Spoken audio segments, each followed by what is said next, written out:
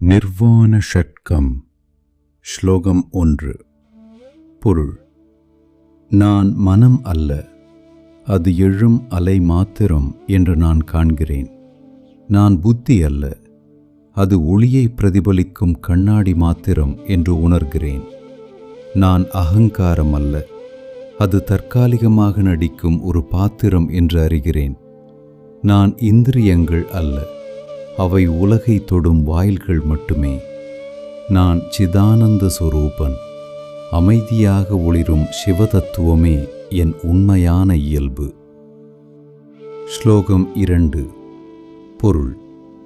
பிராண ஓட்டம் நான் அல்ல, அது என்னுள் வீசும் காற்றின் அலை மாத்திரம். நான் உடலின் பொருட்கள் அல்ல, அவை காலத்தோடு மாறும் மண் வடிவங்கள்.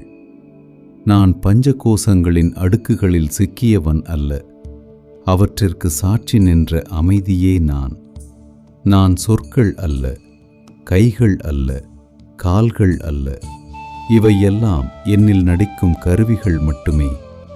நான் சிதானந்த சொரூபன், எங்கும் அசையாமல் அனைத்தையும் ஆட்கொள்ளும் சிவதத்துவம். ஸ்லோகம் 3. பொருள். எனக்கு துவேஷம் இல்லை, அது அறியாமையின் நிழல் மட்டுமே. எனக்கு ராகம் இல்லை, அது மனதில் தோன்றும் தற்காலிக நிறம் மட்டுமே. லோபமும் மோகமும் என்னை தொடாது, அவை வானில் மிதக்கும் மேகம் போல் வந்து போகும். மதமும் பொறாமையும் என்னுள் இடம் பெறாது, ஏனெனில் நான் முழுமையே தர்ம அர்த்த காம மோட்சங்களுக்கும் அப்பாற்பட்டவன். ஏனெனில் நான் ஏற்கனவே பரிபூரண ஆனந்தம். ஸ்லோகம் 4. பொருள். புண்ணியமும் பாவமும் எனக்கு சேராது, அவை கர்ம நாடகத்தின் பாத்திரங்கள் மட்டுமே. சுக துக்கங்கள் என்னை அசைக்காது, அவை அலை போல் வந்து போகும். மந்திரம், தீர்த்தம், வேதம், யாகம் எல்லாம் வழிகள் மட்டுமே. நான் வழி அல்ல, இலக்கு நான். உணவும் அல்ல, உண்பதும் அல்ல, உண்பவனும் அல்ல, இவற்றிற்கு சாட்சியாக இருக்கும் அமைதியே நான். நான் சிதானந்த சொரூபன், எல்லா அனுபவங்களையும் ஆட்கொள்ளும் சிவதத்துவம். ஸ்லோகம் 5. பொருள். மரணம் என்னை தொடாது, அது உடலின் மாற்றம் மட்டுமே.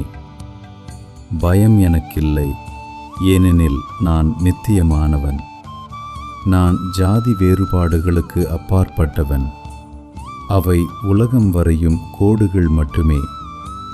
எனக்கு தந்தை தாய் பிறப்பு என்ற எண்ணங்களும் இல்லை, அவை காலத்தின் கதைகள் மட்டுமே. நான் உறவு, நண்பன், குரு, சீடன் என்ற எல்லா வேறுபாடுகளுக்கும் அப்பாற்பட்டவன், ஏனெனில் நான் சிதானந்த சொரூபன். ஸ்லோகம் 6. பொருள். நான் மிர்விகல்பன், சிந்தனைகளின் பின்னல்களுக்கு அப்பாற்பட்ட அமைதியே நான்.